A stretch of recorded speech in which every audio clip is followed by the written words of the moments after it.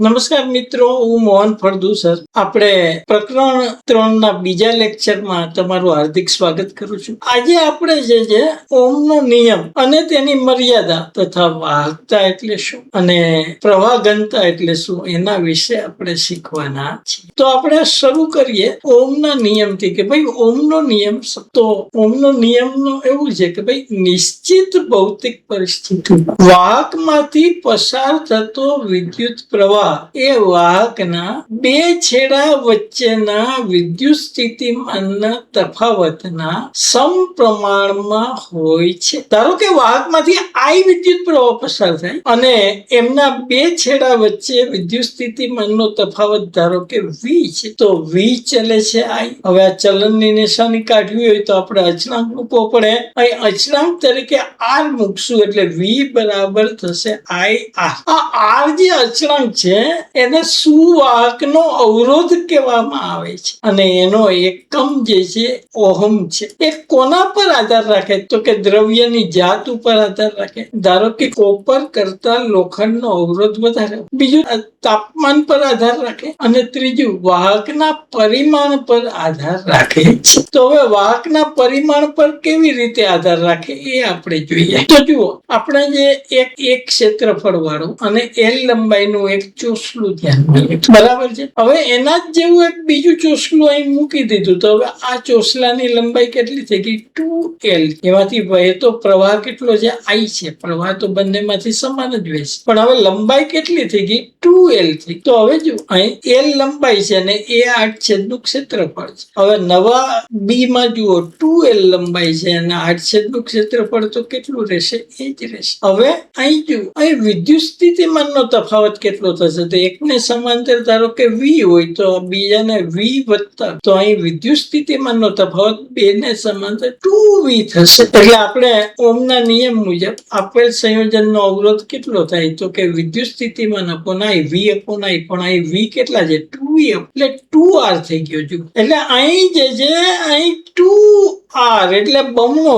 જો લંબાઈ બમણી કરો તો શું થશે? લંબાઈ બમણી કરો તો એનો અવરોધ પણ બમણો થઈ જશે. એટલે કે અવરોધ એ લંબાઈના સમપ્રમાણમાં હોય છે. હવે બીજા આ જુઓ C આકૃતિ જુઓ, એમાં તમે 8 છેદ અડધું કરી દો. અહીં જુઓ અડધું 8 છેદ કર્યું તો આમાંથી કુલ પ્રવાહ I વહે તો ઉપરનામાંથી I/2 વહેશે અને નીચેનામાંથી I/2 પ્રવાહ વહેશે. પણ અહીં જુઓ વિદ્યુત સ્થિતિમાનનો તફાવત એને સમાંતર V જ રહેશે, બરાબર છે. આ કિસ્સામાં શું થાય તમને ખબર છે? આ કિસ્સામાં શું થશે તો કે આપણે R બરાબર તમને ખબર છે શું થાય? V upon I. પણ અહીં I કેટલું છે તો કે I/2 થાય. એટલે છેદનો છેદ એટલે અંશ એટલે 2V અપોન I થાય. પણ V અપોન I એટલે અવરોધ R થાય એટલે 2R થશે. એટલે જો 8 છેદ તમે અડધું કરો તો અવરોધ બમણો થશે. એટલે એનો અર્થ એમ થયો કે અવરોધ એ લંબાઈના સમપ્રમાણમાં હોય અને એના 8 છેદના વ્યસ્ત પ્રમાણમાં હોય છે.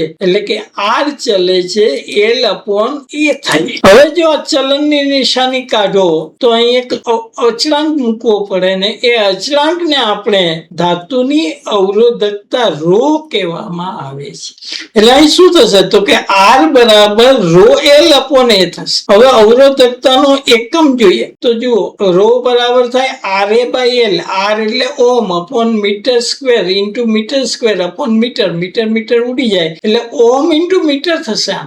એની વ્યાખ્યા જોઈએ તો કે જુઓ L અને A બંનેને એક કરી દો તો R બરાબર ρ થાય. એટલે કે એકમ લંબાઈ અને એકમ 8 છેદ ધરાવતા વાહકના અવરોધને તેની અવરોધકતા કહેવામાં આવે છે, બરાબર છે.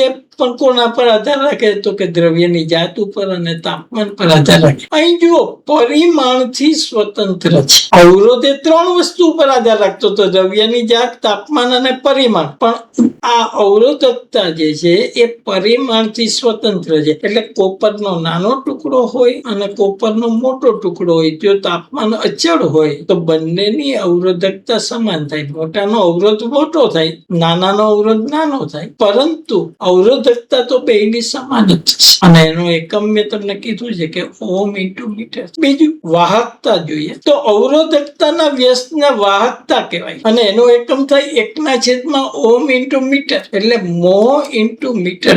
ત્રીજી રાશિ જોઈએ વિદ્યુત પ્રવાહ ઘનતા જે, તો કે વાહકમાં વિદ્યુત પ્રવાહની દિશાને લંબ એવા એકમ ક્ષેત્રફળમાંથી પસાર થતા વિદ્યુત પ્રવાહને વિદ્યુત પ્રવાહ ઘનતા જે કહેવામાં આવે અને આ એક સદિશ રાશિ. આમ જનરલ જોઈએ તો જે બરાબર થાય I/A મૂલ્ય જેનું વિદ્યુત પ્રવાહ ઘનતાનું મૂલ્ય શું થાય I/A થાય એટલે એનો એકમ થશે એમ્પિયર પ્રતિ મીટર સ્ક્વેર ને એટલે એનું પારિમાણિક સૂત્ર શું થશે તો કે m/0 કેપિટલ L છેદમાં છે એટલે -2. હવે આ સદિશ રાશિ. હવે એક આપણે આડછેદ લઈએ, L લંબાઈનો આડછેદ લઈએ તો એમાંથી I જેટલો વિદ્યુત પ્રવાહ વહે છે ઈ વિદ્યુત ક્ષેત્ર છે તો V બરાબર તમને ખબર છે IR થાય પણ R બરાબર આપણે હમણાં જ જોયું કે ρL/A થાય તો આપણે કિંમત મૂકીએ તો V બરાબર શું થશે I ρL/A.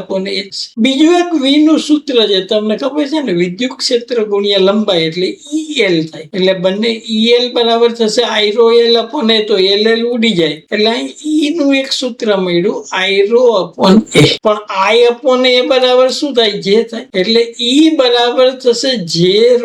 હવે વાહકતા એટલે તમને ખબર છે સિગ્મા બરાબર થાય 1/ρ એટલે એનો અર્થ એમ થયો કે E બરાબર J/સિગ્મા થાય એટલે કે J બરાબર થશે સિગ્મા E. અને બીજું J અને E ની દિશા બે એક જ હોય એટલે સદિશમાં લખો ને તો સદિશ J બરાબર સિગ્મા E લખી શકાય. આ પણ એક ઓમના નિયમનું સદિશ સ્વરૂપ છે. આગળ જોયું તો V બરાબર IR એ ઓમનો નિયમ અદિશ સ્વરૂપમાં હતો અને આ જે છે સદિશ J બરાબર સિગ્મા સદિશ E એ ઓમનો નિયમ સદિશ સ્વરૂપમાં છે. તો હવે આપણે આગળ જોઈએ તો ઓમના નિયમની મર્યાદા મિત્રો તમને ખબર છે ઓમના નિયમમાં V વિરુદ્ધ I નો આલેખ દોરો તે હંમેશા સુરેખ આવે અથવા I વિરુદ્ધ V નો આલેખ દોરો તો સુરેખ આવે પરંતુ કેટલા બધા ઇલેક્ટ્રોનિક પદાર્થો એવા છે કે જેમાં V એ I ના સમપ્રમાણમાં નથી એટલે આવો આલેખ વક્ર થઈ જાય બરાબર છે એટલે એમાં ઓમના નિયમનું પાલન થતું નથી. ધારો કે સેમી કંડક્ટર ડાયોડ અથવા PN જંકશન ડાયોડ તો એમાં આ આલેખ વક્ર આવે એટલે થતો નથી. બીજું જોઈએ કે ભાઈ V અને I નો સંબંધ એ V ની સંજ્ઞા પર આધાર રાખે છે. જો સેમી કંડક્ટર ડાયોડ નો આલેખ છે તો એમાં P ને તમે ધન જોડો અને N ને ઋણ જોડો તો આ V/I નું મૂલ્ય સરેરાશ 10 થી 100 ઓહ્મ ની વચ્ચે મળે. પણ આ ડાયોડમાં ઊંધું કરી નાખો P ને ઋણ જોડો અને N ને ધન જોડો તો અહીં V/I નું મૂલ્ય જે છે 10⁶ મળે. એકચ્યુઅલ સરખું જ મળવું જોઈએ બે રીતે પણ આમાં નથી મળતું એટલે એમાં સેમીકન્ડક્ટર ના ડાયોડના કિસ્સામાં આનું પાલન થતું નથી. બીજું ઇલેક્ટ્રોનિક કેટલા બધા સાધનો એવા છે I ના એક જ મૂલ્ય માટે જુઓ આ V ના જુદા જુદા મૂલ્ય મળે છે અને અમુક વિસ્તારમાં અવરોધ ઋણ પણ મળે છે એટલે આલેખ અરેખી હોય એમાં પણ ઓહ્મના નિયમનું પાલન થતું નથી. ખાસ કરીને ગેલિયમ આર્સેનાઇડ ડાયોડ નો આલેખ છે તો આપણે ઓહ્મનો નિયમ જોયો એની મર્યાદા જોઈ. હવે એક નવી રાશિ જોઈશું વિદ્યુત પર વાહકની મોબિલિટી. મોબાઈલ એટલે તમને ખબર છે ને ગતિશીલ. આપણે મોબાઈલ ફોન એટલે કે ગતિશીલ ફોન પેલા સ્થિર ફોન આવતા એટલે આપણે મોબાઈલ ફોન નું હવે શું કરી દીધું માત્ર મોબાઈલ કરી દીધું. તો કોઈ પણ વાહકમાં જે છે ગતિશીલતા વાહકતા એ ગતિશીલ વિદ્યુત ભારને કારણે હોય. ધાતુમાં તમને ખબર છે કે ઇલેક્ટ્રોન ગતિ કરે, વિદ્યુત દ્રાવણમાં ધન અને ઋણ આયનો બંને ગતિ કરતા પણ અર્ધવાહક સેમીકન્ડક્ટર પદાર્થો આપણે જોઈએ તો એમાં ઇલેક્ટ્રોન અને હોલને કારણે ગતિ થાય છે. તો આ બધા એમાં એ મોબાઈલ વાહક છે. તો હવે એને મોબાઈલ ગતિશીલતા દર્શાવવી હોય તો એના માટે મોબિલિટી તો કે મોબિલિટી નું સૂત્ર મ્યુ વડે દર્શાવાય વાહકના એકમ વિદ્યુત ક્ષેત્ર દીઠ મળતા ડ્રિફ્ટ વેગને વાહકની મોબિલિટી મ્યુ કહેવામાં આવે છે. એટલે જુઓ મ્યુ બરાબર શું થાય તો કે વીડી અપોન ઈ થાય. પણ વીડી નું મૂલ્ય આપણે હમણાં જ જોયું હતું શું હતું ઈ બાય એમ ઇન્ટુ ટો. એટલે આપણે અહીં વીડી નું મૂલ્ય મૂકી દઈએ તો ઈ બાય એમ ઇન્ટુ ટો થશે બરાબર છે. એટલે અને છેદમાં થશે ઈ. એટલે જુઓ ઈ ઉડી જશે. એટલે શું વધશે મોબિલિટી મ્યુ બરાબર થાય ઈ ટો અપોન એમ થશે. આ ટો એ શું છે તો કે ઇલેક્ટ્રોનનો બે ક્રમિક અથડામણ વચ્ચેનો રિલેક્સેશન સમય છે. તો એનો એકમ જોઈએ તો મીટર સ્ક્વેર છેદમાં વોલ્ટ ઇન્ટુ સેકન્ડ થશે. ને એના ઉપરથી આપણે પારિમાણિક સૂત્ર પણ એનું મેળવીશું. તો વીડી અપોન ઈ એટલે વીડી નું થાય મીટર પ્રતિ સેકન્ડ અને ઈ નું થાય વોલ્ટ પ્રતિ મીટર. એટલે metre square upon volt into second થાય બરાબર છે. તો હવે આપણે સરસ મજાનું બીજા લેક્ચરમાં ઘણી બધી 3-4 રાશિઓ શીખી ગયા. ત્રીજા લેક્ચરમાં આપણે જે છે એ ડ્રિફ્ટ વેગ અને વાહકતાનું સૂત્ર આપણે શીખવાના છીએ. તમારો ખૂબ ખૂબ આભાર. નમસ્કાર.